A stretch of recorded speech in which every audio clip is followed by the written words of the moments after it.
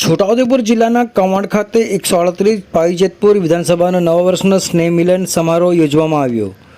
138 પાવીજેતપુર વિધાનસભાનો કવાંટ ખાતે ગાયત્રી મંદિરના પટાંગણમાં લોકસભા સાંસદ જસુભાઈ રાઠવાના અધ્યક્ષસ્થાને નૂતન વર્ષ સ્નેહ મિલન સમારોહ યોજવામાં આવ્યો હતો, જેમાં ધારાસભ્ય જયંતિભાઈ રાઠવા, પૂર્વ સાંસદ ગીતાબેન રાઠવા, છોટાઉ જિલ્લા પંચાયતના પ્રમુખ મલકાબેન પટેલ, જિલ્લા પંચાયત સદસ્ય ભાવનાબેન રાઠવા, સુરતનભાઈ રાઠવા, સુરેશભાઈ રાઠવા, તાલુકા પંચાયત પ્રમુખ મિલનભાઈ રાઠવા, કારોબારી અધ્યક્ષ પિન્ટુભાઈ રાઠવા, યુવા પ્રદેશ અધ્યક્ષ મુકેશભાઈ રાઠવા, સંજયભાઈ રાઠવા તેમજ પૂર્વ પ્રમુખ રશ્મિકાંતભાઈ વસાવા, રાજેશભાઈ વડેલી, જયેશભાઈ રાઠવા તેમજ 138 વિધાનસભામાં આવતા તમામ મહાનુભાવો ઉપસ્થિત રહ્યા હતા।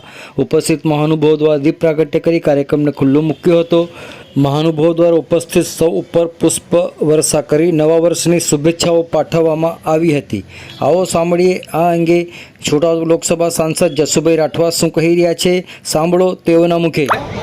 કવાંટ મુકામે 138 જેતપુર પાવી વિધાનસભાના કાર્યકર્તાઓના નવા વર્ષના સ્નેહ મિલનનો પ્રસંગ ઉજવાયો।